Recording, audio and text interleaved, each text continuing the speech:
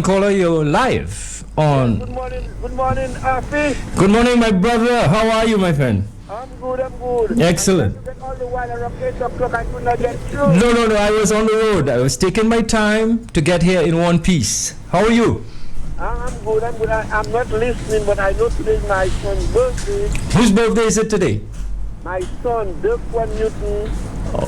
Okay. He's a student at the Dominica Grammar School, and I'd like to wish him happy birthday today. Well, Coming from his father-in-law, Julian Newton, his mother, Gloria Newton, and all his sisters and brothers. Julian, is so wonderful to have a father calling in and wishing his son birthday, because they say we fathers don't often know how to show love, but you're showing love this morning. It's my son. I have to show him that I love him. Absolutely, and I hope he gets the message. And with you, I join you in saying happy birthday to him. How old is he, by the way, today?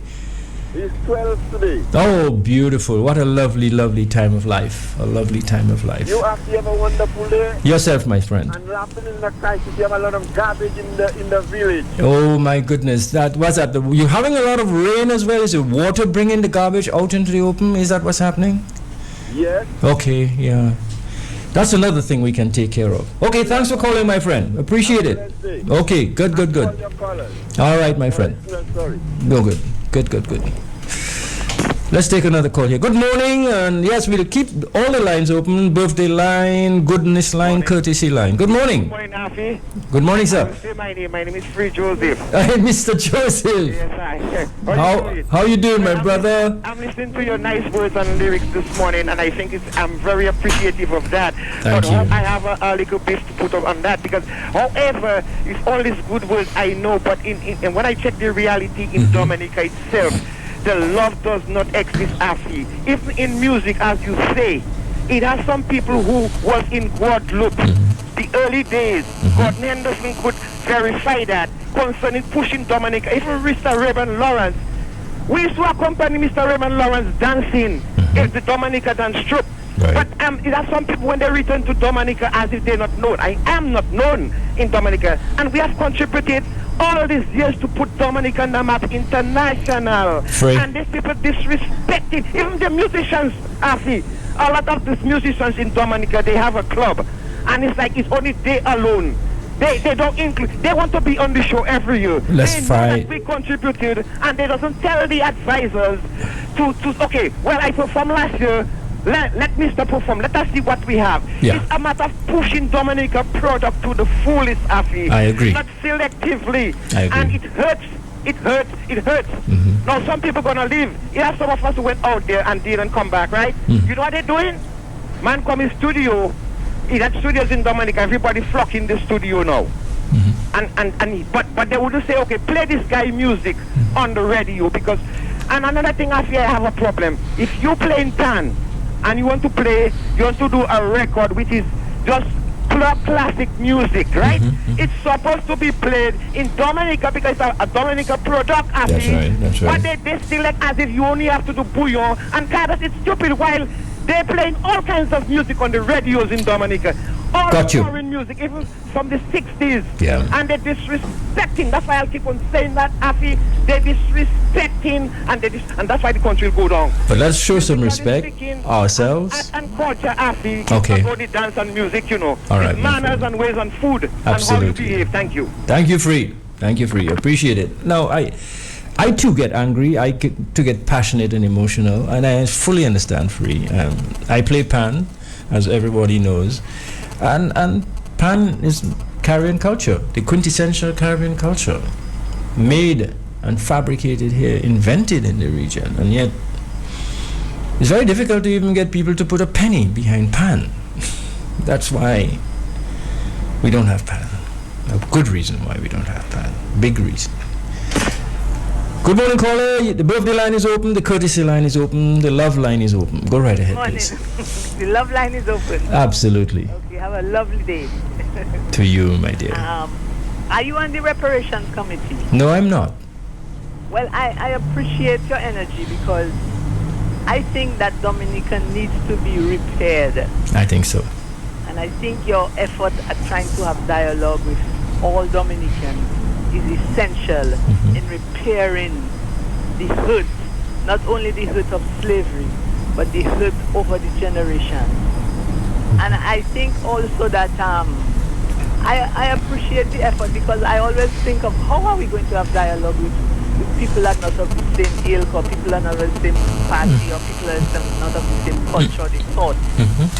And I think, Afi, you have a key. And I think you should not only be on Q95, you should open up yourself to the other radio stations. Let other people hear your energy, because I don't think you have, there's an energy even in the opposition that I am not comfortable with anymore. And I think that we have to start, because I think it's hurting us more. Yeah. And I think we have to start healing ourselves. Okay. And I also think that actually we should invite, or you, while you are there, you could invite the chairman of the reparations committee on your show. Who's the chairman, by the way? I think it's Dublin. Oh, Dr. Dublin. Yes. Oh, he and I had some warm words on Sunday as well. Okay. Yeah. Damien, I mean, I have no enemies, you know. Some people may have me as an enemy, but I have none. Prince Trafford. Absolutely, I have none. So yeah. I think we should start healing the country, not only, as I said, on slavery and the end of slavery, but on what we have done to ourselves. Well, you know, Curtis Matthew has been threatening to bring me on DBS Radio for an extended interview and discussion, and I have said to him, Curtis, just call me when you're ready. I'll come. Right ahead. But I think Curtis has some obstacles that he has to overcome before he can, you know, make help good him, on help him himself. And I think you have that. We'll see what happens. All the best, and thank you. Continue doing your good work. Thank you, my dear. Thanks for calling all the time. Good morning, caller. Happy birthday to you. Love to you. Courtesy to you. Hello? Good morning. Good morning. Just a question. When is Matt going to come back? Matt is going to be back next week. Okay, thank you. You're very welcome, my dear. That's one caller. That's a fanatic fan of Matt. Good morning. This is the hot seat. Good morning, Mr. Afi. Mr. Maglo, how are you? Well, not too bad, taking it one day at a time. What's the rain doing in Loda? Well, it's looking very dark, but it's not so strong, but it's falling. Okay. But that rain have its purpose. Yes. Because that rain, you will go and bathe.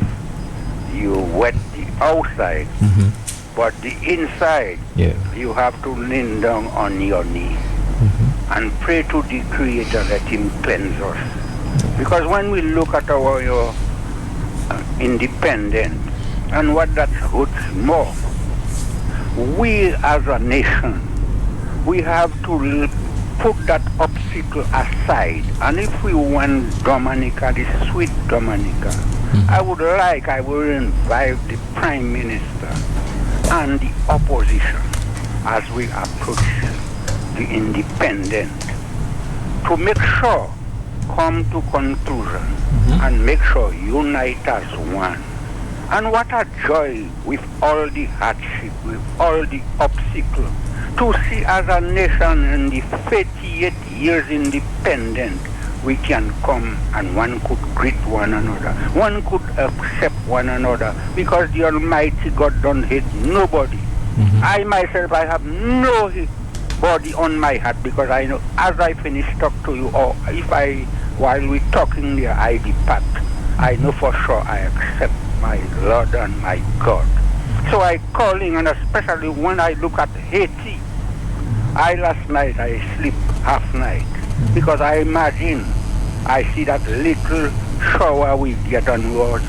Each time we get a shower, we crying. What about, look at the volume those people going through. They are human beings. We have to sit down. We cannot meet them. But let us make a sacrifice. Pray to the Creator. Because it have people, they cannot walk. They lie down. There are people that have to rescue them. And what those people have to take shelter. What about those that in the ground? Did we unite as a nation to continue to pray? Yes, let us make a point of duty. You go wrong to take a day.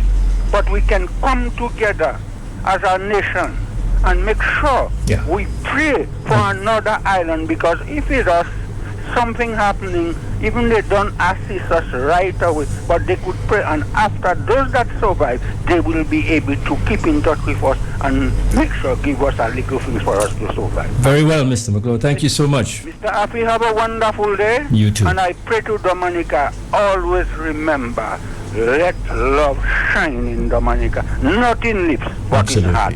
Thank you. Bye-bye now. Thank you very much. You know, the only thing about prayer for me is, yes, I pray. I pray all of the, every time.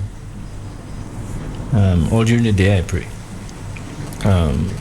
You know what I can't stand? Is those who pretend to pray.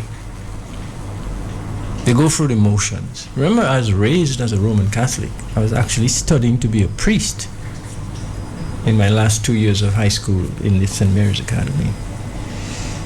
And hypocrisy is what I can't stand. I'd rather you be a bad person and just tell me you're a bad person. Don't pretend to be a good person. Don't pretend to be a praying person and then go outside there and do nasty things. That's why I stopped going to houses of worship. Because I will not allow my spirit to be contaminated by sitting and standing next to people who pretend to be praying and are doing evil. I will meet you one-on-one and we might have a conversation, but I will not deliberately put myself in your company. There's no verse in the Bible that asks me to do that. The one person in whose company I will seek is the Creator. You know, but you, a human just like me, trying to pretend to be holier than me, to be prayerful, to be a good person, to be a loving person, and then you're stabbing people in their back. When people reach out their hand for help, you bite it and you stab them. My dear friend Pierre Charles, my dear friend Pierre Charles, Pierre was killed just as much as somebody would have taken a 9mm Glock and put a gun to his head and blown him away. Pierre was killed. He was killed by evil, greedy people who had no respect for him and for the work that he did all his life, humble, and who thought because they had one or two little certificates from some school or some university that they were better than him. And they did not even deserve to clean the mud off the boots of Pierre Charles. And yet they killed him. They killed him to make place for themselves. And since that has happened, look at what has happened to Dominica. What has happened to Dominica is that evil men have taken the goodness and the love and the caring that is the true Dominica, and they've buried it in filth. They've taken the one thing that defines us to the world and identifies us to the world as coming from that tiny little island in the Caribbean called Dominica, our passports, and they've made that like selling balau on the side of the road. And they don't mind telling the world that that is what they're doing. How can you do that? You know, how can you do that? And then talk to me about love of country and come together and building country. When you have destroyed the heart, the coupion of the country, that's what I don't stand for. That's why I don't belong to those institutions called political parties. I belong to one, the human race. And I belong to one space, Dominica. You want a little story about Dominica and how important Dominica is to me? And how important it should be to all of us? 10 years ago, I gave up my green card. I had a green card. And 10 years ago, I gave it up. I went to the embassy and I gave it up. The head of the embassy visa section came downstairs to talk to me, to ask me why I was doing that. Why didn't I just request an extension? Or why didn't I apply for citizenship? I said, I already have a citizenship, madam. So I handed it in. And they gave me right there, they gave me a 10-year multiple entry business visa, which actually ran out earlier this year. I didn't realize it because I really don't travel as much as I used to. And just this past week, I went to Barbados to renew my visa because I may have reason to travel. And I'm telling you all these personal things because our personal lives are, yes, personal, but they speak to the world about who we are. So I went, and then I had the interview. And hear what the guy asked me.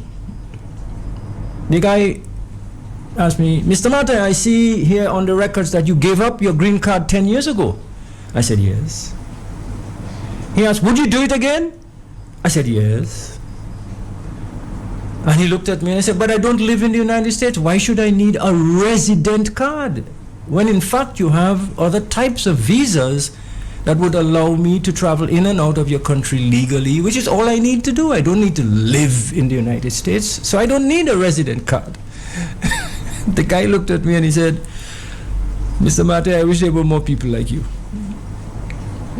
And he gave me the visa. It didn't take me 60 seconds in front of that gentleman. He gave me the visa, 10 years multiple entry business visa. So that's because I love being here. I love being Dominican. And I make no bones about it. And so I do feel that we as a people, as long as we have life, we have a chance to show who we actually are. And if you want to be vexed with somebody because they're telling you the truth, be vexed with your doctor when you go to your doctor and he tells you, I'm sorry, sir, but you have cancer. So get vexed with him now, because he gave you bad news. You want some bad news? And you want a reason to get vexed with Afi? Listen to this. In 1990, our trade balance was $169.81 million. Negative. That means we imported $169 million more worth of goods than we exported. In 1991, it was 149 million. In 1992, it was 140 million. In 1993, it was 122 million. In 1994, it was 132 million. You understand what I'm telling you here?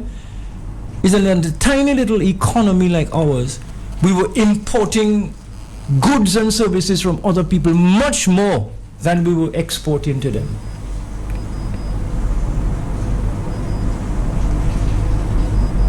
By 1995, remember 1995? What happened in 1995? We had an election, didn't we? We had a change of government. At the end of that year, December 1995, the negative balance on trade went up to 182 million. 1996, it went up to 220 million. 1997, it went up to 221 million. 1998, it went down 189. So we were exporting more. In 1999, it went back up a little bit to 22. In 2000, what happened in 2000? Remember what happened in 2000? We had another election. At the end of that first year, the trade balance, imbalance, increased to 256 million. 2001, 237, 2002, 198 million. Let's fast forward. Why am I telling you all of this? In 2005, we had another election. The trade balance by that year had increased over the previous 5 years, when in 2000 it was in 2000 it was 256. By 2005 it was 335 million. So we were exporting even less. So the trade imbalance, and it went up the following year, 2006, to 338 million. 2007 it went up to 430 million. In 2008 it went up to 558 million. In other words, the economy was shrinking. In 2009, another interesting year because it was an election year, 2009, $516 million trade imbalance.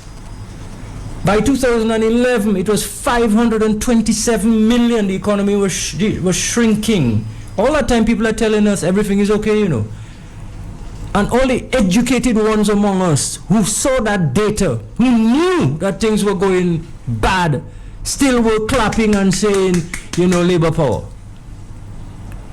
That was the labor power. Remember that song? Way, something's happening. You remember that song? That is what was happening.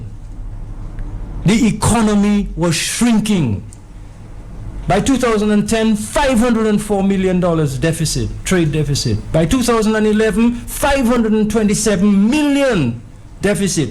By 2014, $524 million deficit. The economy is shrinking. 2014, what happened in 2014? Didn't we have an election? By 2015, which is the last year for which we have data, December, the economy was still shrinking, over $500 million in deficit. That's the bad news. And when we, people like myself, maybe Angelo, others, say that to you, other people get vexed because they say, you're giving us bad news. No, I'm giving you the fact. You know where that data comes from? From the Eastern Caribbean Central Bank. The bank is telling us, hey guys, watch yourself. Your economy is shrinking, things are going bad. And when we give that news, no matter how factual it is, and guess what? Every single Dominican is feeling it in the cupio. Every single Dominican is feeling it personally. Businessmen, workers, traders, school children, young people looking for work. These are the facts. Here are some other kinds of facts. I've just been handed the daily weather forecast and I want to share that with you. Valid from 6 a.m. Tuesday today, October 4th, 2016. The synopsis. Weak, unstable conditions are affecting the area. And the forecast for today and tonight. Partly cloudy to cloudy with scattered showers and isolated thunderstorms. Wind easterly to east, southeasterly at 15 to 30 kilometers per hour. Sea conditions, moderate in open water, and waves between 5 and 7 feet. In meters, that is 1.5 to 2.0 meters high. Warning, advisory. Small craft operators and sea bathers, particularly on the west coast, should exercise caution. Sunrise this morning was 5:55 a.m. Sunset this evening will be 5:52 p.m. Low tide was at 12:14 a.m., just a quarter past midnight. And at midday, 12 p.m., another low tide. High tide will be at 6:19, or was at 6:19 a.m., and again will return at 5:58 p.m. This is a forecast coming in from the Dominica Meteorological Service. I want to thank the young men and women who work in that division. They do good work. They keep us posted. They give us good news and bad news, but they're always accurate. Thank you so much. Let's take a few phone calls this morning. Good morning. The birthday line is still open, the love line is open, the courtesy line is open, and the fact line is open. I say praises, thanks, blessings, and glory to all those with humanity. Gaso, upakadomi, gaso, upakadomi. Sa ki fe uno, gaso? I want to give thanks to your mom and pop, wherever they are. They have already reincarnated, incarnated. Yeah, they're up there already. They're watching, they're smiling, they give me guidance all the time. Yeah, I want to give thanks to them for producing a guy like you. And I want to give thanks to Faye as well. Thanks, Faye. Yeah, Faye's good. Faye takes care. I see. You there with me? Yeah, of course, of course. I see. There is a term I used a couple times back. The chameleonistic characteristic. I see. What? They said Paul was all things to all men. Never will I want to be everything to all men. True. Or all things to all men. I see. Stand up for who you are and what you are. Yeah, to me it's a bit ridiculous to be all things to all men. That is a bit dangerous. My interpretation of that terminology there, I may be way off, but to my limitation, I see it to be all things to all men, literally. And I do not want to be there, True. That chameleonistic characteristic I spoke about, Mm-hmm. You know the characteristics of a chameleon? Yep. Mm-hmm. If it's gonna red thing, it appear red. If gonna blue thing, it appear blue. If gonna pink thing, no. Let me be just me, I'm an African, and that's what I am, Mm-hmm. I heard somebody said something to Angelo this morning. I heard it, and I was a bit curious with Isaiah Benoit, who was calling on the retailers of alcoholic beverages or alcohol to try to demand some form of ID from young people to have alcohol sold to them. I see that raised a red flag, but I missed it. So there is a guy from the valley, Cochran, and he told Angelo this morning, can you imagine you're going to vote and they're not asking you for your ID, but you're going to purchase alcohol and they want an ID. But something as important as election, to determine who runs your affairs of state, you're going there and you say, my name is Joe Blow, and they tell you, okay, Joe Blow is there, look. But Joe Blow died 20 years ago, you know, and there's nothing to verify that you are Joe Blow. That's right. But guess what? If Isaiah Benoit going to say that, Skerritt them going to slap him around about electoral reform. I was being taken to task on a radio show the other day. Oh, all of you can talk about this electoral reform. I was laughing, because I can't believe some people have, sacrificed their intelligence, to accommodate a few dollars, a few, goodies, and quickly, Dominican analogy I'm using here, a football match, but there is no football. You there with me, sir? There is no football, but there is the referee and there is the linesman, and the people are just spectators, The football is the constitution, and it is not being used. Let's put that aside, and people are just running around, going through the motion, paying lip service, and the referee is saying, you're outside. There is not a ball to know where the ball was and where you are within that 18-yard box, but the referee can blow you offside, The speaker of the house, get out. Right. And then you have the people now, complete spectators, and you have the linesmen, the intellectuals, who choose not to say nothing because it is too dangerous to come up against this formidable enemy. They are enemies of the state, and that is the football match which I'm using the analogy of, The country is being run like a football match, a playing field there, and there is no football, but the players are running up and down. The referee can blow people offside and talk about infringement. So which case to enter? Throw that outside. Or you in the house, you want to talk, throw you outside. And it is crazy, it is sick, it is insane. And if Dominicans cannot stand up and say, enough is enough, I don't know what amount of work you can do. The parliamentary opposition, Angelo, I and others, and remember they're talking about where is Matt. Remember we have Martin. So we are not too far away from Matt. We have Matt and we have Martin. Thank you, sir. Blessings. Bubo. Ugly Willie used to say, ask anybody who met him, Bosla, Esmobo. Ugly Willie was quite a character. A nice guy, actually. For those of you who remember Ugly Willie. Yeah. Let's take another call this morning. This is the hot seat. Matt is not here. He's traveling on business, and I am just kind of keeping the airwaves a little warm. Okay, Afi, I'm going to be short. I'm happy Matt is not there because sometimes he tries to interject me. No. We're not happy. We're just happy Matt is safe. I'm going to tell you do good work. Anyway, I don't. I'm free. I could move it in the lines. I don't Okay, guys.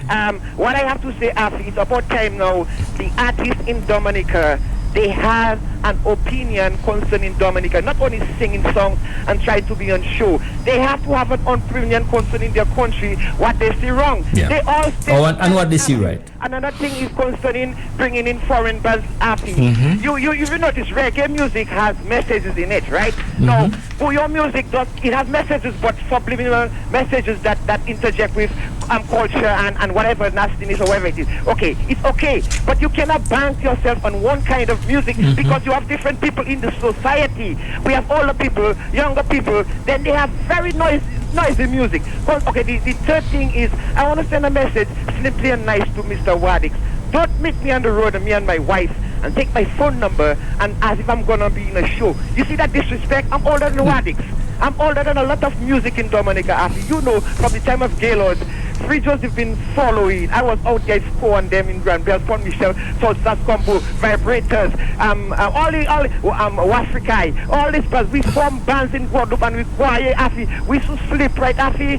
6 of us on a bed and rat biting our toes, try to sleep and bed in hotels and stuff like that, try to form a song for Dominica. Yeah. We left our parents home, Afi. And these people right now is they disrespecting, and the artists and them have to do with it because they know and they keeping silent about it. Thank you. All right, Free. This is free radio, but we need to treat the freedom with a level of responsibility and caring. Let's take the overseas line. Good morning. You're on the hotline. Good morning, Mr. Martin and listeners. I could say thank you to You're breaking up. Can you reposition yourself so we hear you very clearly? Can you hear me better now? That's much better. All right. For the information you continue to give, from the facts. And I want especially to say to all those who are doing likewise, especially to Mr. Louis Robinson up there in Florida, because persons, are gifted in certain areas and they use their professional, area to be able to let people understand. And I said to him, continue that which he's doing because many are learning and are able to understand clearly, from the detailed information and the explanation that is being given. So thank you to you again, Mr. Martin, person like Dr.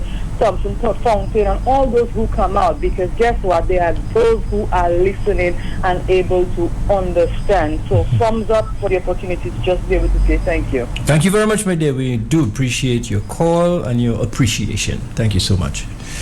Let's take this call. Good morning, caller. Go right ahead, please. You're on the hot seat. Hey, good morning, Afi. Hey, what's up, big man? What's up, feeling good? So far. Okay, I want to go back a little when you were talking about the trade imbalance. Yes. Where when you talk about all these different years in the trade imbalance, what we were doing, quite a lot of people don't understand that.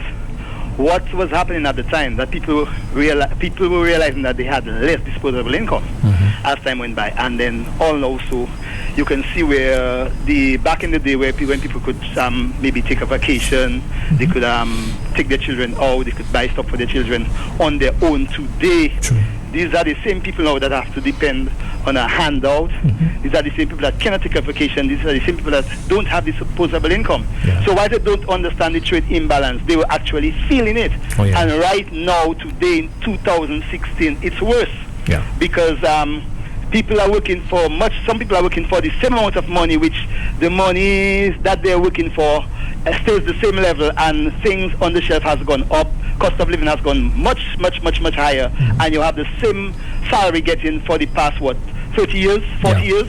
and you don't have purchasing power. So why they don't understand the trade imbalance? They know for a fact that they are feeling what is happening right there, because there is no disposable income. Things are high on the shelf. You cannot take a vacation like you used to. So you know for a fact that something is wrong. And like you said, you pinpointed the areas where after an election where it actually went even further dismal downstream. That's right. So these things were taking place. People were seeing it, and yes, like you were saying, there were still some people that were clapping labor, not realizing that the same labor that they are supporting was affecting them even today. That's right. So I'm there listening. Absolutely. You know, it's interesting, brothers, you raised that point, because, you know, some people have asked me, I think, who's your political hero? And when I give them the answer, they seem surprised. But my political hero from the time I was maybe in my early 20s was Edward Oliver LeBlanc. And a lot of people. Always. And he remained my political hero to his death.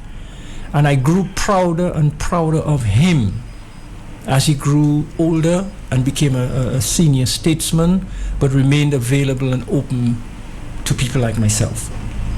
And I tell people, I still have letters written to me by Edward Oliver LeBlanc from his home in Vacaz and from his office at Mont Bruce while I was at university, because I wrote him asking him for guidance. What did he think Dominica needed most? What should I study? What should my focus be in my research?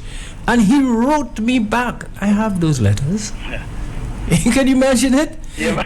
As premier, he wrote me back and said, and he was the one, along with my father, who gave me guidance and said, you know, no matter what happens, people are always going to need food. So Mr. Martin, Mr. LeBlanc says, focus on agriculture, focus on planning, focus on what a small island can do to feed itself and to feed its neighbors. Okay, so Afi, so that's where Farm to Market came about? That's right. Okay, because I remember that office right there at the top of my street. And I remember you all shipping out so many things at that time. Absolutely. There was also the marketing board and all these things taking place at that time. Right. Now imagine the amount of people I was employed in places like like Packing Shed and El Rose and all those other places. For sure. And all the amount of boats that was coming with their goods, with whatever we were importing, and was exporting stuff at the same time. But we used to export more than we imported, so we earned the money to pay for what we needed to import. No, you know, as you're speaking there, one thing came to a big picture came to mind when the harbor was right where the ferry terminal is. That's right. When you would be seeing boats actually waiting with anchor outside, waiting to come and come in. And as they come in, putting down whatever they put in, they're picking up stuff from us. That's right. Heading north, south, east, and west. That's so it. I remember even the federal palm, the maple during those days. And even before that, maybe you're not old enough. The Ripon, the Caribbean, the Monica. I remember the Monica. That's right. Yes, I remember the Monica. Yes. And the Unicia, the big sloops that would come in with their sails from Barbados. You'd actually seen those things there. There was heavy transaction taking place. Imagine you had the port workers hanging out there all night long, because there was almost like a 24-hour activity taking place there on the port. And today, look at us today. I'm coming on from Kinsey last night, and the harbour has no boat in the harbour. I mean, and you can see that going on for days. So these are the indicators that something is very wrong, and it is wrong with our governance. And you have a nice one. I'm listening. Thank you very much for that. I do appreciate it, because, you know, I mean, this is history not for history's sake. It is history for the future's sake, because a lot of the people who are alive today are young and maybe don't know of these things firsthand. But in the same way that they know about Adam and Eve, in the same way that they know about, you know, Napoleon, the same way they know about Toussaint Louverture, they know about Dessalines, they know about Marcus Garvey, they could use that information to give some guidance to their own lives and to their own future. There is a matter which was brought to my attention yesterday, and let me shift gears a little bit. It's not a nice matter,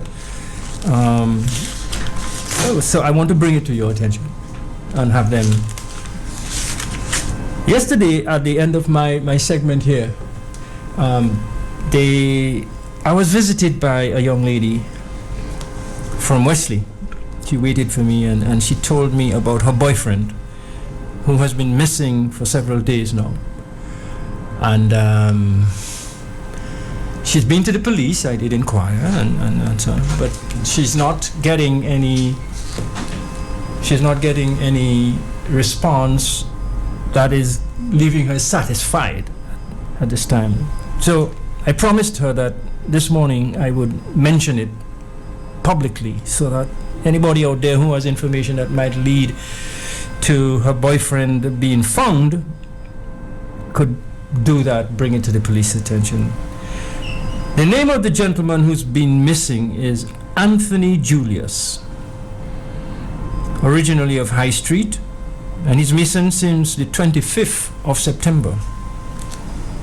He was last seen in the St. Joseph area and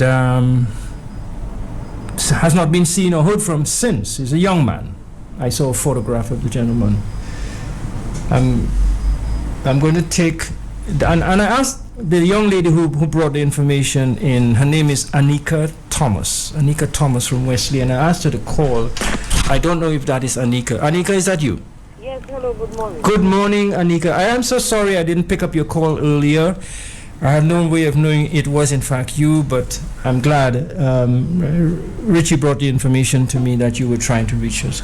Could you then tell our listeners on Q95 a bit more? How did this happen, as far as you know? When did it happen? And what's the latest development with regards to Anthony?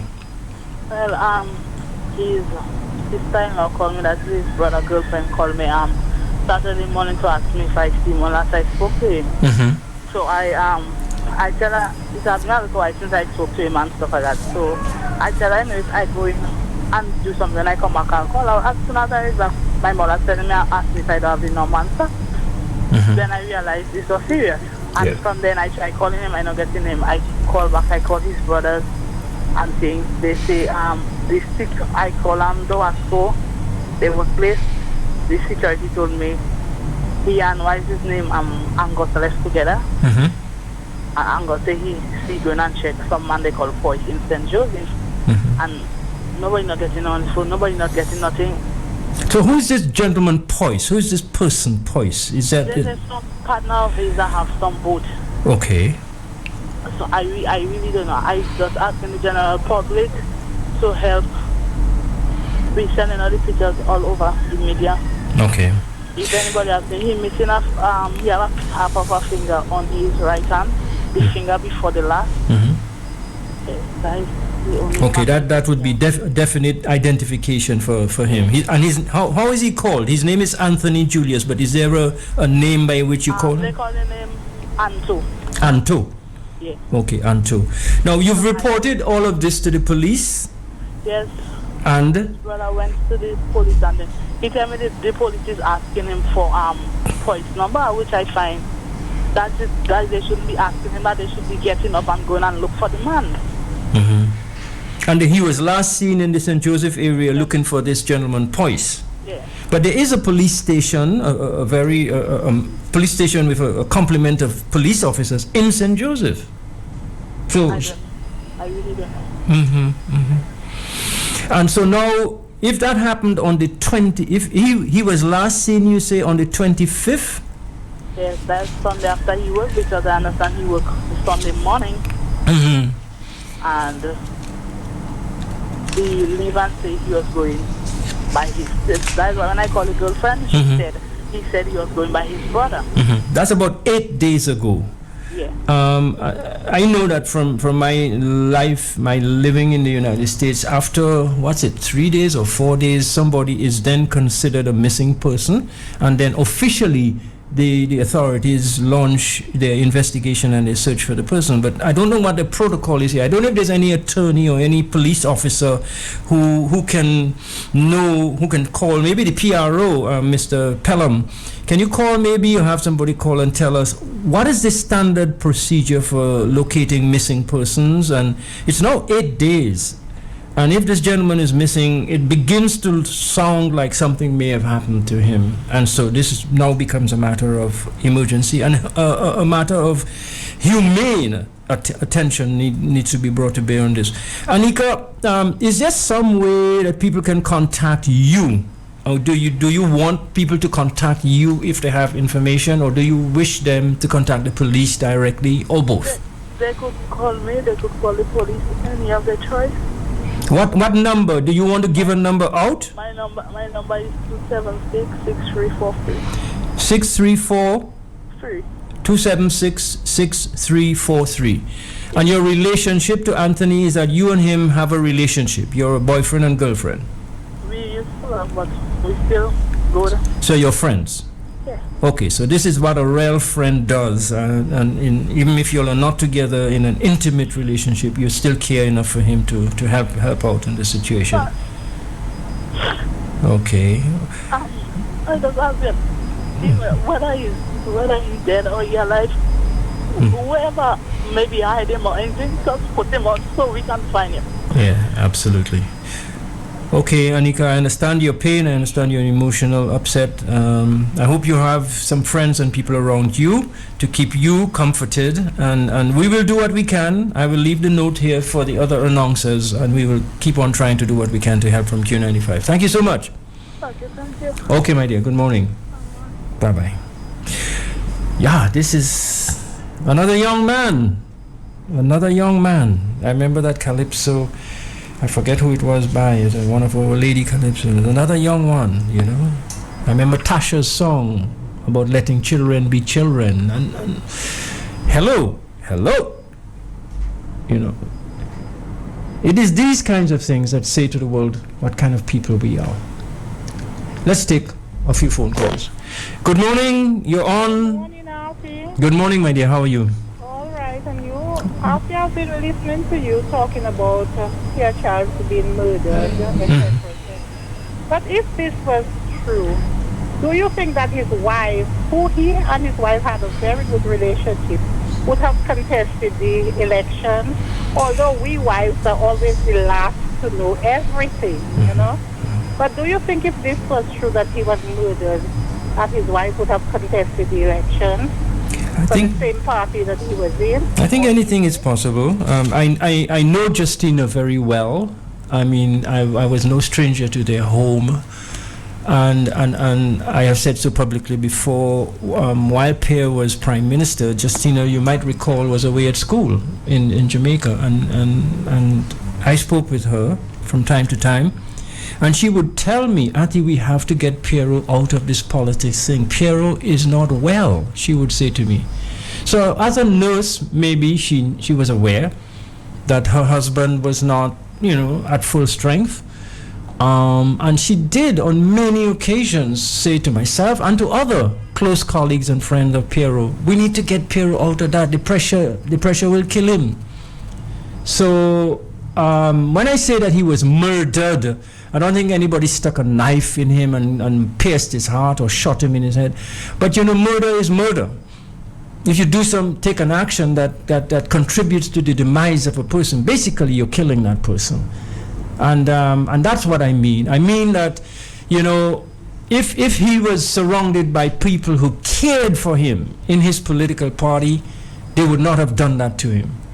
You must have heard accounts from Severin Mackenzie and others who were at that infamous St. Joseph meeting when people tackled Piero and called him all sorts of names, and it's reported that even somebody picked up a chair and threatened Piero to beat Piero with a chair, etc. I mean, what kind of stuff is that? If this man is your colleague and at the time your leader, and as far as Justina is concerned, I was among the most amazed and disappointed persons when she decided that she was going to join that same group of persons who, when Piero reached out for their help and their comfort and their support as colleagues and friends, they actually helped kill him. So I was surprised, I was amazed, I was disappointed. But guess what? Whenever I meet Justina, I still speak with her civilly, and she does with me. Even if I am disappointed in what she did, I find somewhere in my being to remain civil with her and to still see her as a mother, which she is, and to still for me to remember her in a more, you know, in a better light than she has emerged since she became a part of that infamous grouping. And I know she must not be sleeping well, so I reach out. I would say a prayer for her. I would think of her and hope that one day maybe the Spirit of the Creator will sit on her and make her realize that there is still time, Justina. There is still time to walk away from that madness, from the evil. There's still time to make atonement. There's still time to go to your children and say to them, I am sorry for what I did. I went and I joined up with the people who ended up causing the demise of your father, and I apologize to you for that. She should be saying the same to the people of Grand Bay, and by extension the people of Dominica. As a woman, as a mother, as a wife, as a friend, Justina still has time. And if there's any one iota of humanity left in her, I know I'm an optimist. I believe that maybe one day she'll find the courage and the strength. But as long as she doesn't, she remains part of the problem. As long as she sits there with them and goes through and turns a blind eye to the evil that is around her, she is part of the problem. And she knows that I believe that. And she has heard me say that before. And I say it again. But I'm saying to her, you still have time. I'm saying to Miss Paul from Peerbush, who I know very well, you still have time to give guidance to the nation as a mother, as a woman, and to say, I thought this was going to work, but it's not. I thought this was good, and it's not good. And I'm calling on all women to stand up and be there to protect your man, protect your children from evil.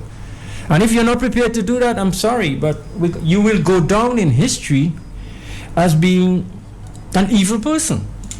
And evil people have only one result waiting for them. A horrible, horrible end of life. So,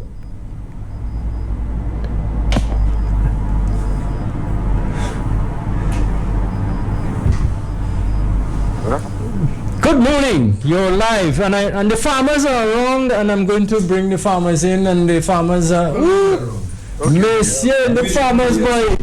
Wait, it's only 6 people we can take here, 20 farmers in the studio now. That's what we look like, but we're not that. Okay, caller, you're on live, I know, I'm talking over you, go right ahead. Okay, morning.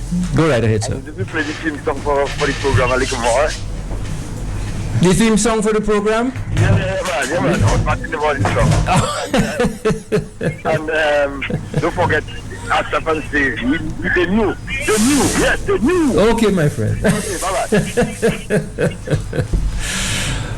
Farmers. I'm sorry, you see, the technology part of the studio, I don't focus too much on it because I'm more interested in the content of radio than in the format. Let me welcome my friends here. The Farmers Cry. But you know you can master the council. I know, but you know, to me. And do that. You have to do that because every time you hear and we're always looking for your assistance. So you should do it. So, what's on the agenda of the farmers this morning? What's on the agenda is that we're making very limited progress in agriculture. Mm-hmm. There's no response to the farmers' cry.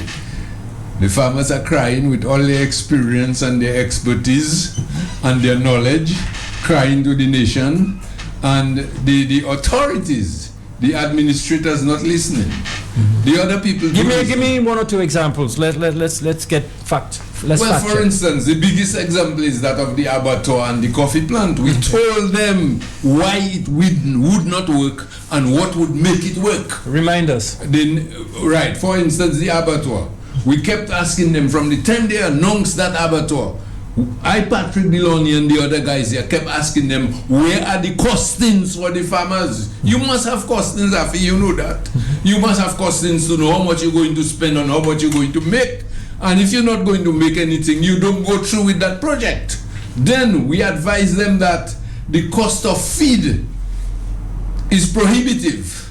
That is why it will not work in Dominica. You must bring down the cost of that feed, whether you subsidize the feed or you get cheap feed or you make your own feed. I've been recommending to government that they have a book in the ministry on some Canadians who did a study on how to make it, how to make wise investments in poultry and livestock by bringing down the cost of the feed and by using yeast and carbohydrates to mix, and then you get a good result.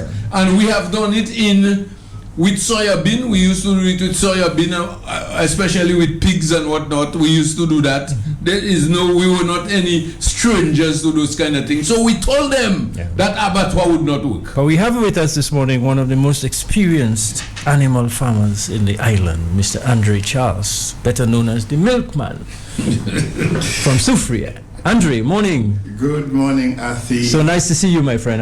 You and I haven't set eyes on each other for a few weeks, maybe months. And I'm wondering why we wear the same color shirt this morning.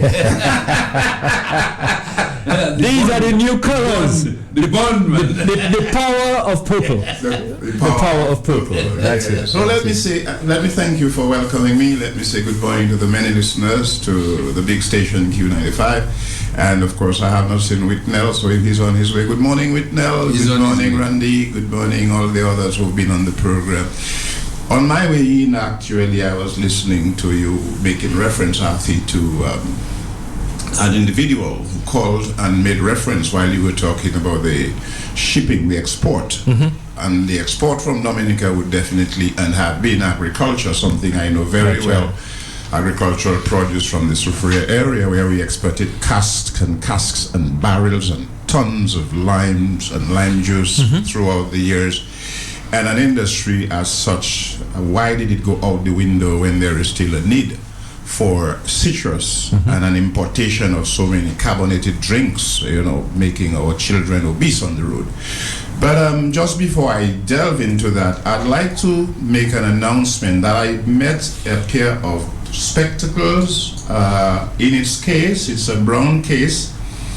It does not seem to carry bifocals, but then it belongs to someone. It was left outside the AW Minimart in Soufriere.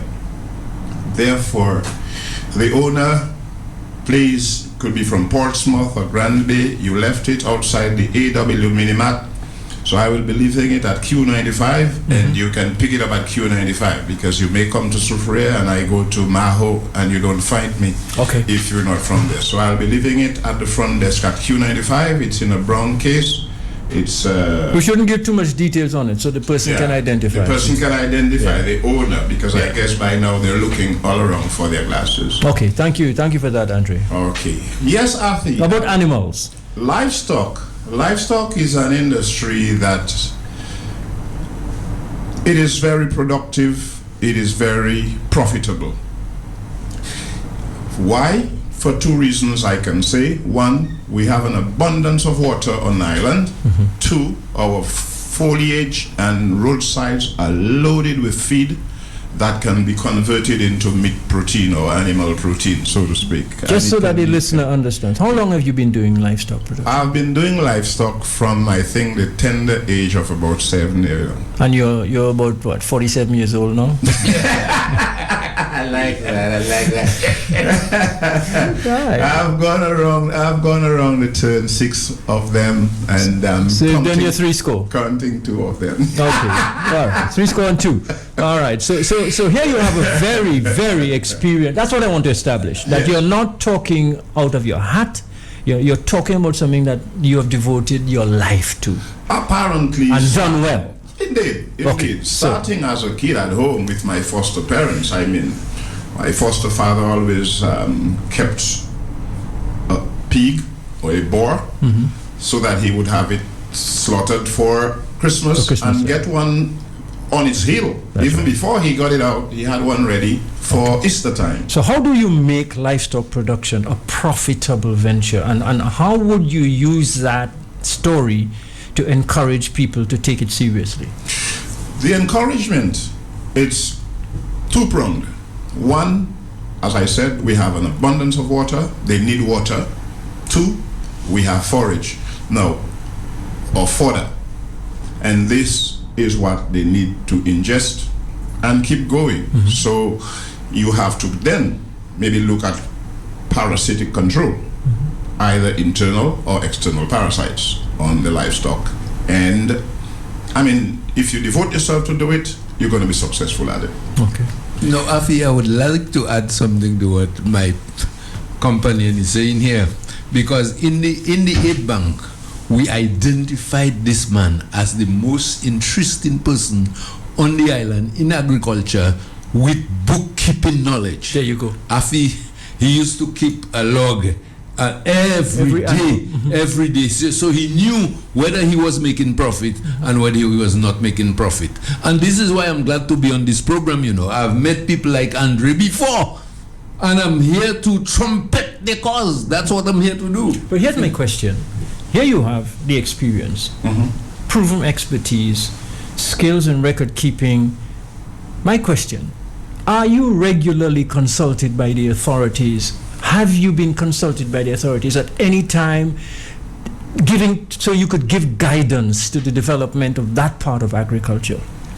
I volunteered on numerous occasions to the Livestock Development Division or unit, that when they have their workshops and such like, now that I am considering myself in retirement mode, so to speak, that I could still share my knowledge, my expertise, in that, backtracking a little, from whom I started with the Agers at Petit Colibri, right, when they were running the dairy farm. Yes. At the time, Brian Blatcher was running Newfoundland Estate and his farm as well. That's right. And so Stanley Fidel running Stowe Poultry Farm. That's right. Was also another outlet. Even the late Ted Hornichurch used to run his estate up there up in Gommier, yeah, and did well there, and also at Springfield, Antrim.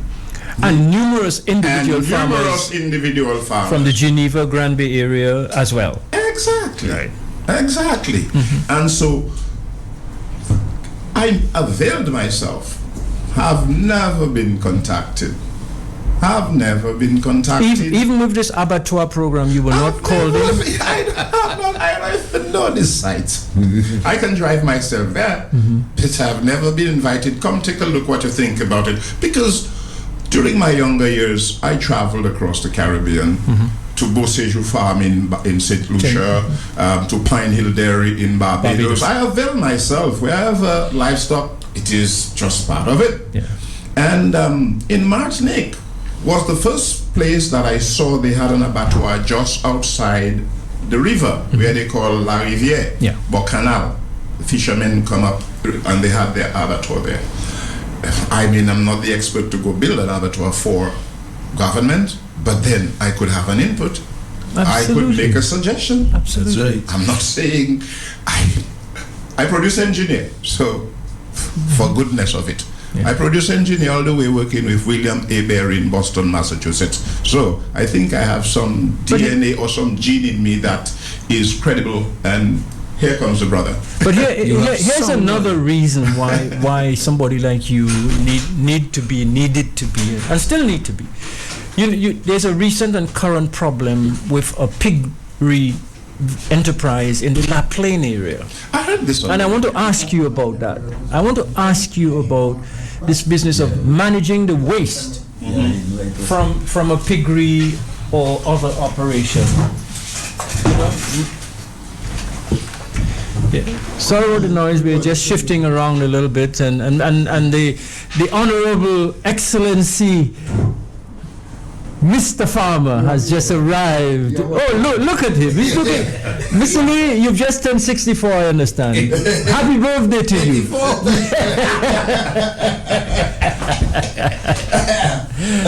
Yes. So nice to see you. So nice to see you. I have to talk to the wife because something has happened. Whoa, something happened.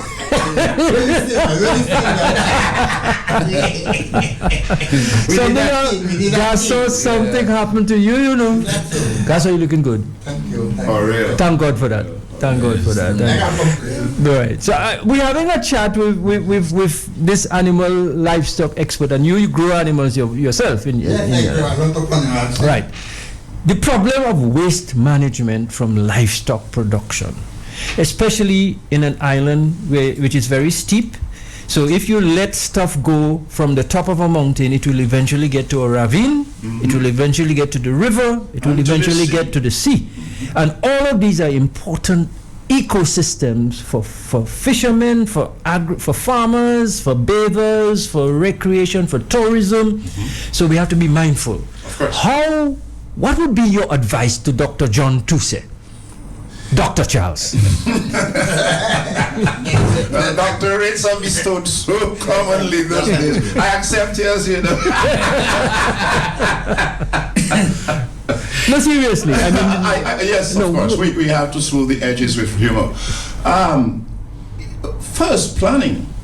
Planning is paramount in any development and operation, especially when you come to livestock. You got to have, it's just like for the human home. You build your chambers where you have your effluent and your sludge properly disposed of. All right? And so in that regard, planning in the event of increasing stocking rate, then you have to make additional provision. And what about biodigesters? What about using biodigesters and creating gas? Energy. And by this, it's like almost you have no waste or not enough waste to use. And therefore, there should be no spillover. Yes. Well, and what I'm thinking of, Dr. Toussaint, is a gentleman from Point Michel brought that to my attention. He says to me, you know, this is an important diversification program that this man is running.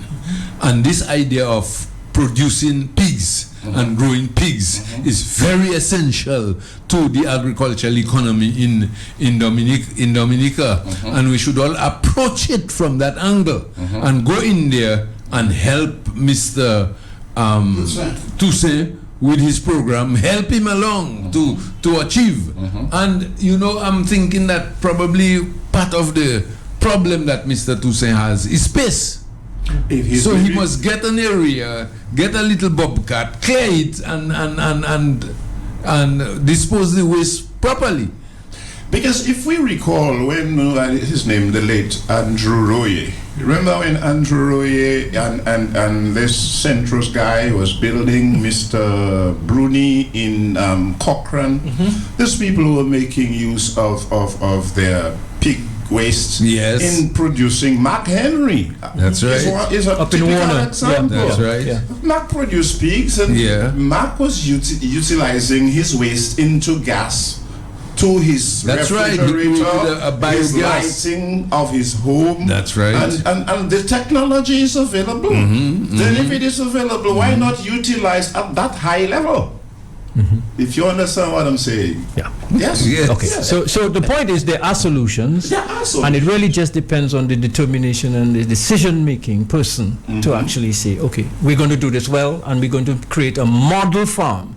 So that young people now, and that's come back to my question to you, how do you encourage the next generation of livestock producers? Well, the next generation of livestock producers are to be trained. They are to be tooled, if we say it that way. And yes, it is true, let us say the Ministry of Agriculture, the Livestock Development Unit is mandated to do that. But if they are short in human resource, they should not hesitate and not be on their high horses, although I don't see horses ridden on Dominican roads as before. But they should not stay up there and feel they cannot consult the Hughes, the Patricks, the Mr. Whitnell, or my, look, I'm carrying a cow on my shirt. Every now and then I still get inquiries from young people, you know, even in Point Michel, but they are few. They come to me and they advise me on the growing of goats, for instance, was the one I had most recently. And I was telling a guy, look, if you do this thing properly, you have over 10 goats already. If you manage this thing, you can be a millionaire on goat meat. Let me throw out a challenge to us, to all of us. Yes. The training thing. Yes, the training. You need a location. A location, and yes. you need the expertise. Let's say the expertise exists. Yes.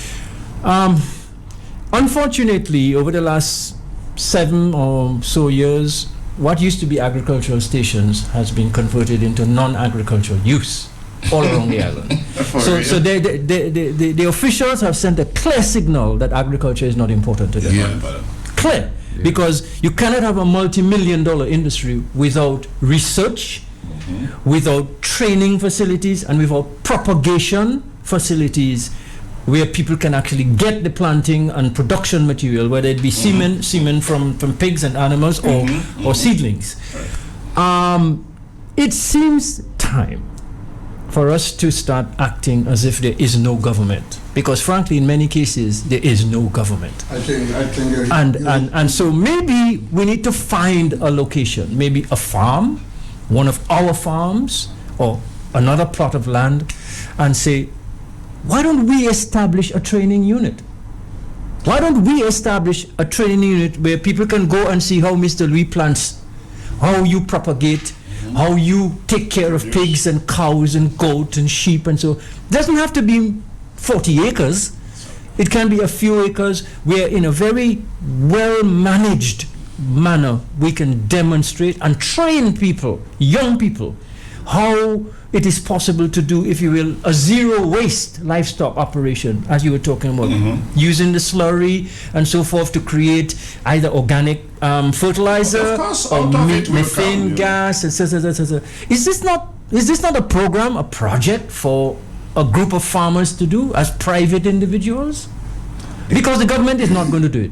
They're not interested. I feel you can remember you was part of that government. Yes. And was the Minister of Agriculture and Planning. After you left, you remember Dr. McIntyre take over? After you left. Which McIntyre?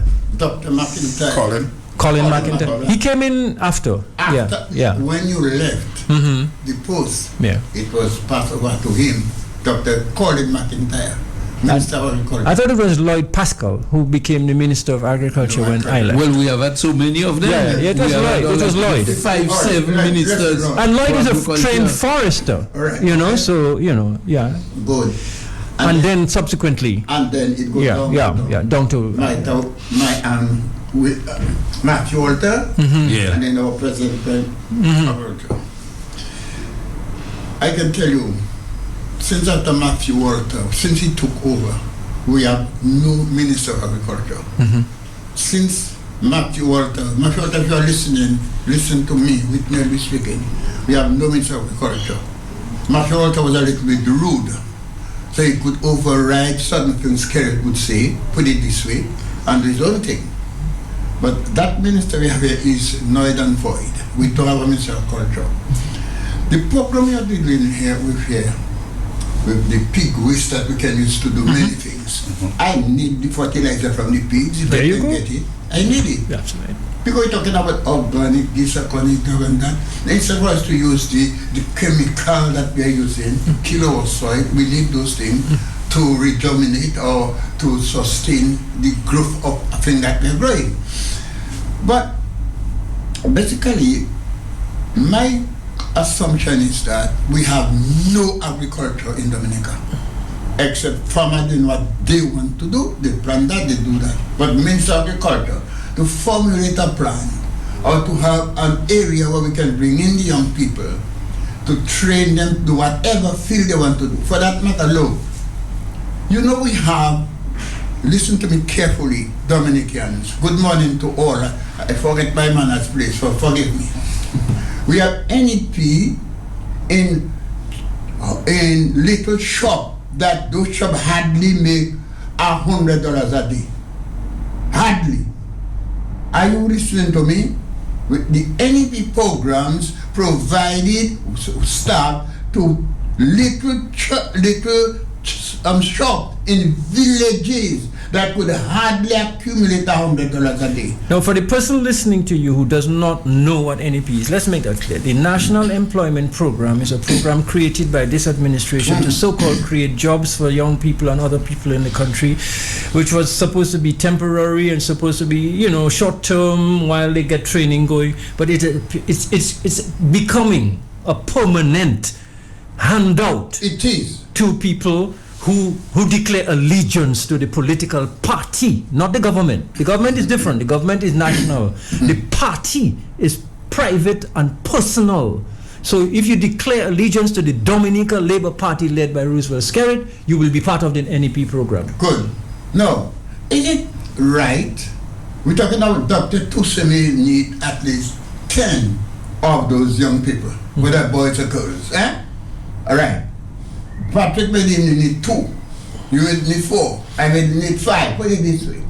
Now, talking about agriculture, that's right. Those people saw it is fitting to put people, young people, in little shop in the villages that bring in nothing for the country. Selling imported goods. And then let me use myself personally. You know, I need at least 6 or 8 people present to pick coffee on a daily basis. So I'm not showing you how these people deliberately killing agriculture, whether it's Dr. Toussaint or you or anybody. They don't care anything about agriculture. Dr. Toussaint needs all our heads. Because we want to encourage him, is that right? Yeah. We want to encourage Dr. Toussaint. And if Dr. Toussaint did something wrong, we should not just kick him out and kill him. He needs our support. And if we have the solution, those who have the better ideas, we can even go there on his farm and see what is happening. And those who have better ideas can say, okay, we can do this like that. Right, so we can't kill. But what I'm saying here is this. Agriculture is dead in this country. And because of that, government saw it fit to prey, just to prey on individuals, just to prey on some young people, believing that if I put you into that shop may be a free votes. That shop may be a free vote. So I put in the for my free votes. And we who are productive, producing, we who can bring millions of dollars to this country, millions of dollars on a monthly basis, we can bring millions of dollars. We have been put on the back burner. It's not that a shame. Let me put it this way in coffee. Let me use coffee as an example. Dr. Toussaint Pig is another example. Coffee needs to be known how to plant it. Is that right? Yes, right. To get the plant, to dig the holes, and to place it. You don't take a coffee and just put in a hole and say plant coffee. It needs care. Now, young people need to know that coffee is one of the cleanest things we have done in Cairo. It is the cleanest thing. Products. You can dry coffee on your bed, on your chairs, on your table, in your car. The cleanest thing. No. Then it needs to be taken care of, learn how to prune it, how to take care of it. With it, we don't need fertilizer for coffee. My coffee is totally natural. Totally natural coffee, right? And I don't believe I'm getting a reward for that. I'm not getting no reward for that. The money I get for Pumba coffee is just peanuts. Yes. Nevertheless, and I say it loud and clear.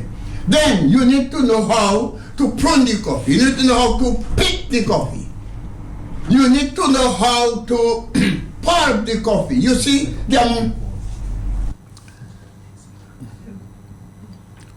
Alright, you need to know how to pulp the coffee. You need to know how to wash the coffee, to clean it up. Because you cannot put flow coffee in a bag or dirty thing in a bag of coffee, and when you wait. Let me interrupt you because there's a very persistent caller trying to get through, and I want to. My fault. Okay. The callers, please call 449-3095-9697, 616-4257, 305-432-9624. You know the numbers. This is just the protocol. we have a caller on the line. Go right ahead, please. Caller, you're live. Caller, I know you're not listening. You're not paying attention. Good. Please call back, caller. We tried to pick you up and we lost you. So we'll wait for you to call back and then we'll pick you up. Sorry, I do apologize again. As the host of the show, I should have been paying more attention to the lights. But when Mr. Louis is talking, I have to look at him. And that puts the lights at my back. Any call is accepted. Yeah. So keep your eye on the red lights for me, Mr. Louis. And if you see any red light, let me know because that means somebody's trying to reach us. Okay? I'll cut out, sorry. Okay. All right. So I should have paid interest. No. With their pulping, washing the coffee, and then you have to know how to wash the coffee. And after washing the coffee, what next? Store. No, dry. Now, you have to know when the coffee dry, it's supposed to be dry to stay there for your lifespan. Hate it. So these are things that we need to do. But hate is coffee alone. There are so much avenue, so much employment in coffee alone to build agriculture. Everything needs a specialist in it.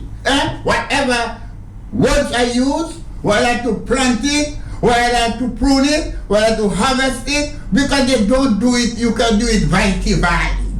It's a science. It's a scientific way of doing coffee to get a good coffee. Right? But Haiti, where are they? Where are the people? I can take you to my field now. I have 4 areas of coffee, everywhere red. You don't know where to start. But those coffee plants you planted for us, we're harvesting coffee. We're drinking coffee from those beans that you planted. How many years ago? Not long. No. Well, I have the knowledge to plant coffee this year and harvest coffee this year. Absolutely. You serious? Yeah. Okay. What would it be like at? Do I require? Wait a minute. I do not want to go in the teaching process this morning. No. It's a question as to. Is it a fact that the elevation matters significantly? Yes, it is. It is. Below or at sea level may not be as productive. No. As long as you're below sea level or level C, forget about it. Okay. Right. You will not get the type of crop we're talking about. Right? But here's the point, gentlemen. Because there are farmers listening and there are non-farmers listening. And there are okay. Good morning, caller. Good morning again, Mr. Staffy. Hey, Mr. Maglo. Good morning, Mr. Louis. Good morning, sir. Good morning, sir. I want to visit you anytime soon, you know. Yes, and how are you? I'm fine. Well, Mr. Louis, you cannot say it better again because that thing you're speaking about coffee, that is a wonderful crop. And if you know how to maintain it and you take advice from the people that match you already, and have some young one and they follow your footsteps, they always have money in their pocket and always have money on the ground. But what happened now, our people come so desperate, they don't have no time. Our people don't even have time for their own self because to have those things you have to have ambition, and that is something you have to be at it, and by that you can get success. But we reach a stage now, I don't see how we going to do it, because if you go on certain people's farm, you will see that. But bring one and show it to him, what first thing he's going to tell you, man, I don't have time, man, that is too much work. But unless you put yourself at work, you cannot, because even a person give you, the person will not be able to give you all the time. So that is why you have to pay attention, especially on the people that match you, that have that ambition, that vision, to make sure as time go by, you will always, even you cannot do it because right now I have my little farm, look right now, it don't be a plenty, but I can make sure I can get $1 and the tree is still standing there. So why, when we have those good plans, those people that insisted, and as time go by, you not see it today, but I can tell you as time go by, they will not be getting all the time. So they have to be positive and serious about it, and they will see what you're trying to bring on board, what vision it's going to. Okay, thank you very much, Mr. McLaw. Appreciate that all the time. Bye-bye. Gentlemen, let me ask you guys something. This is a program that you guys have been running for some years now, and over 4 years. And there have been a lot of criticism leveled at government and so forth. Government just put $15 million in the bank and say, farmers, come and get money. You're talking. We put $15 million here for you all you. Let's get an assessment from you, but let's take this caller online, and then we'll come back for your assessment of that $15 million. Good morning, caller. You're online. Good morning, Happy. Hello. Oh, can I talk to Mr. Louis a while, please? Oh, talk to him, but not privately. All of the world is listening. Be careful what you say. I want you to hear what I'm saying. Okay. Tell Mr. Louis, good morning. Good morning, darling. I would like to know where you have that coffee hiding. Because I cannot believe I roasted half pound of coffee yesterday, and I just cannot get your coffee. Yes, it is.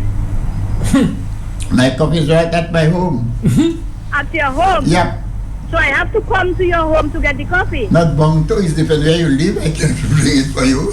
So can you bring some, even though it's by Whitchurch, wherever at the Girodel bus stop or wherever for me? Let me tell you something. Yes, sir. If you want coffee, you tell me how many pounds of coffee you want. Yeah, I don't want 99 No, wait. And then I can tell you where you can get it. Ah, that would be very good. Because that is why I'm telling the government, leave me alone, please. The police, leave me alone, please. I am by courts almost every day now. Because that is the only way I can make a little dollar for my survival. By courts. So, you're in police let me give you my phone number if you want. That would be good. Let me get a pen. Yes. Yeah, can I have it, please? Yeah. 225 225 2604 225 2604 04. No, wait. 265 265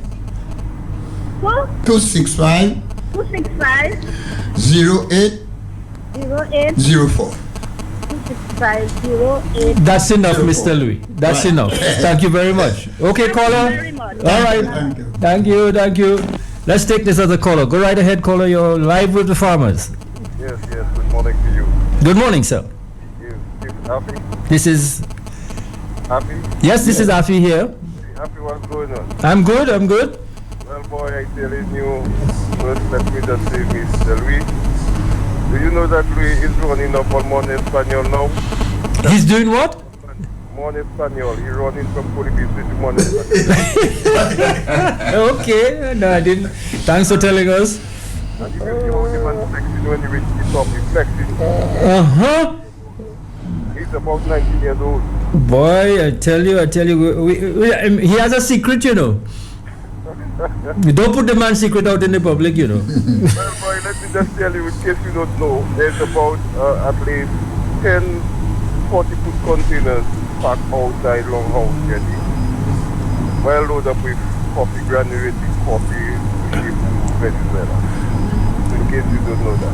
When did that happen? How long has it been there? Well, boy, in Longhouse, recently, the coffee factory is stimulating man. About 500 workers is up there working now. In the coffee factory in one mile. 500 workers? About 500 workers. Okay. And things are doing well. About 40-foot containers ready packed up to send coffee. What are they doing with the coffee? Well, to send to Maduro or the sellers, they need coffee to drink down there. Where's that? Maduro?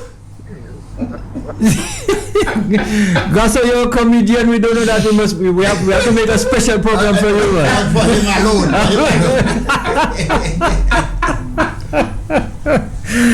Oh my God. Okay, well, thank you for passing that information on. Pardon me? Thank you for passing the information. Yes, but one of the things lastly I want to say, I heard you talk about you have been involved with politics from a young age. These are the people we don't want. Yes. In our decision for people. Yeah.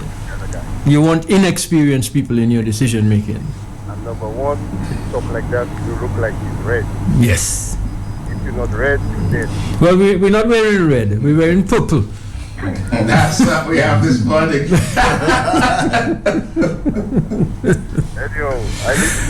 Okay, my friend. Thanks for calling. We appreciate your input for sure. Let's take another call. We have another caller on the line here. Good morning, caller. You're live on Farmer's Cry. No, you're still there. You're live. Good morning, caller. Are you listening? I guess not. Let's take this one. Good morning, caller. You're live. Good morning. Very interesting program. Mm-hmm. The colors purple and red. The color purple is from red and blue.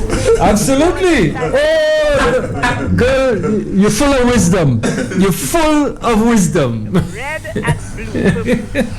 When you mix that, you get purple. All right. Okay. Now the $15 million question. Yes. Yes. Have you gone for your share yet? Have you made your application, Mr. Andre Charles? An application, no. No. Do you plan to? I plan to. Okay. I plan to. I would say, not contacted, but rather I was encouraged to consider. However, the choice that was being made for me was not in keeping with my desire. Or you've been told what to apply for? To apply to do. Well, that's interesting. No, not yet. Allow me to formulate my own idea. I will come to you. Mm-hmm.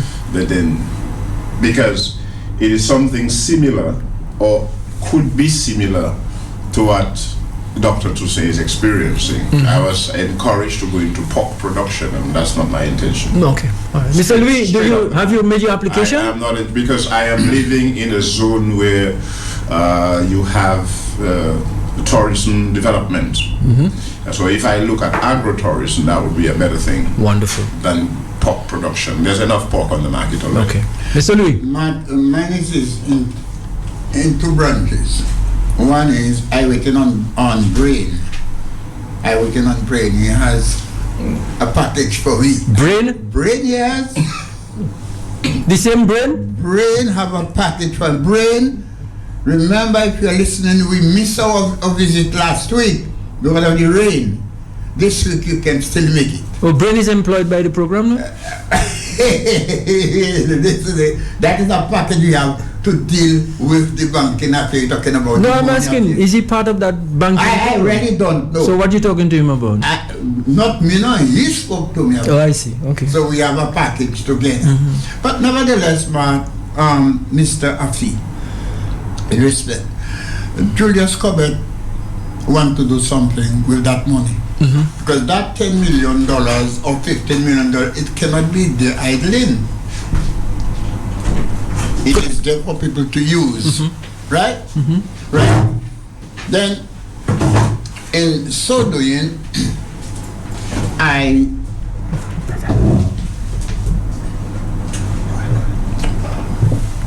happened to go to the bank to find out what is going on, mm-hmm. And then I was told what to do from the bank. And I go to one of the attendants. Not to people that selling the cars. I went to them, one of them. We make an arrangement. I want to know the pricing, whatever. And then they give me the particulars. Good. And I brought it to the bank, to the aid bank. So now I am. Just speak. You have a caller? Yes. Speak. We are waiting. I am waiting for the answer from the bank. So you applied? I applied, yes. Right? So I'm waiting for the answer from the bank, mm-hmm. to see what has to be done by the criteria, what needed to be done. I use my age group. Mr. Cobbett himself told me that age group doesn't come on that his portfolio, okay? Right. I don't understand what is happening there, because that money is lying down there. it is difficult for farmer. I'll repeat, not that I don't want people to, because listen to me, I'm making a try. I'm not, because I need a farm transfer. I don't have one. My thing have been wasted, and I just cannot handle it. I cannot do this, I cannot do that. So your need is for transport? Yes. Okay. No, I don't need to plant or whatever. I need a transport to take care of my business. Okay. That's all I need. Let's take a couple calls, because a couple of people are trying to reach. Maybe they want to interact with you. Good morning, caller. Go right ahead, please. Farmer's Cry. Good morning, Afi. Glad I get on. Yeah. Earlier on, you hinted at training young people. Yes. Yes. Then Mr. Maglow came in and said about why young people, shying away from the farm. Yeah. And also the farmers here today, each and every one of them live off agriculture. That's correct. And then Mr. Louis made a very pertinent statement. He said almost every day he's by cut selling. Now, what I would like to say is there a way, my question is for the panel, because there must be a way young people want money in their hand all the time. Every weekend a young man wants to get paid.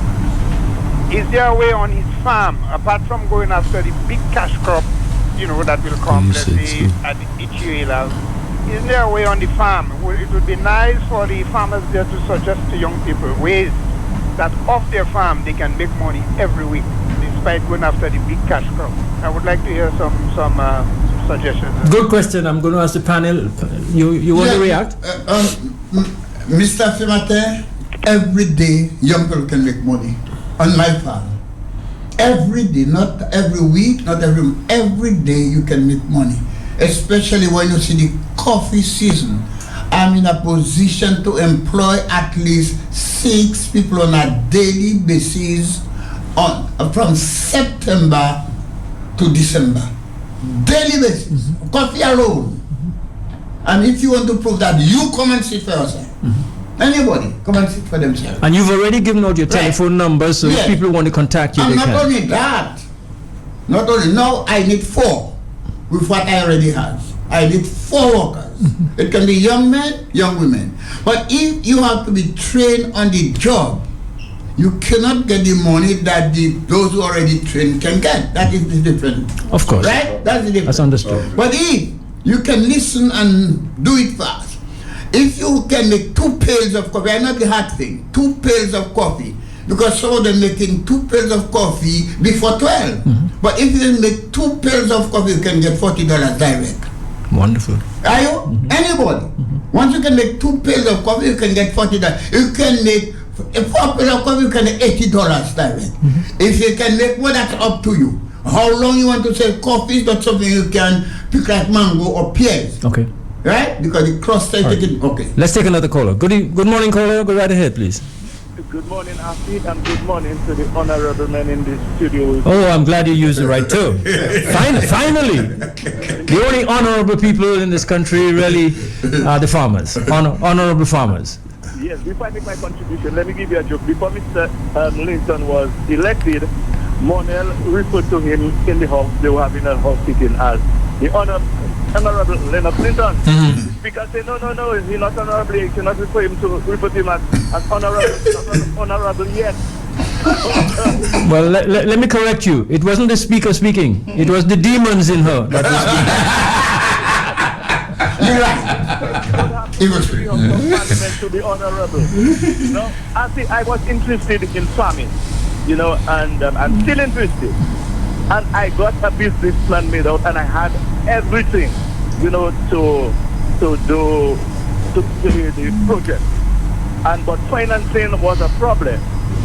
So when I asked the government the $15 million for farmers, those who want to farm, I say, okay, well, maybe I should pursue that.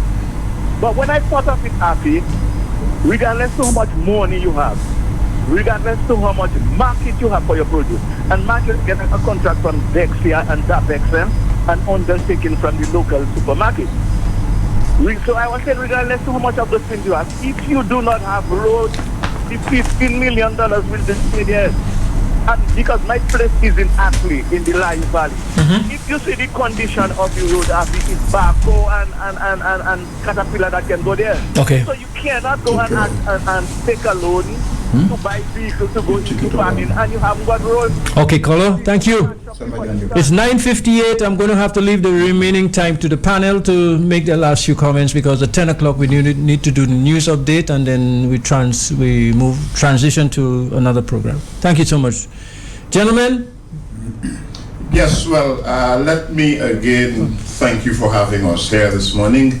I take the pride, I should say, in that a lot of my files and research papers and lectures, conferences, everything I had in terms of agriculture, I was able to at least get 2 young farmers in my community started. They saw me as a think tank, they approached me, and it's like I can hail success that there are poultry and goat farmers in my area who are doing very well. Excellent. And they sought their advice from me, and I'm proud of them. Okay, Mr. Louis, all right, sir, we are moving. Okay. We are moving. On our own steam. And everybody, I believe, get my phone number. Absolutely. Christine, just call me. Right. It's a pity, Afi, we have a pillar for agriculture in this country, which is the Aid Bank. Mm-hmm. If the Aid Bank got on its core activity, which is a major road of development in agriculture, mm-hmm. they wouldn't fall so short, Afi. They would know exactly who to consult and what advice they should take. Because on that note, I must. Thank you.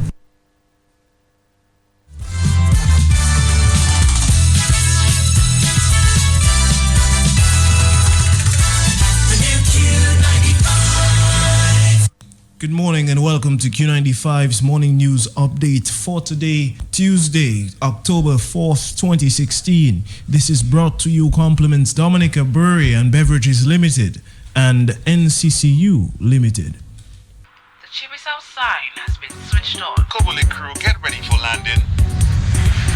Get your Kubuli passports ready. The more stamps, the more prizes you can win. This weekend, Friday, 30th of September, we're landing at Estelle and Blair in Viejas. Come join the team. Join the excitement.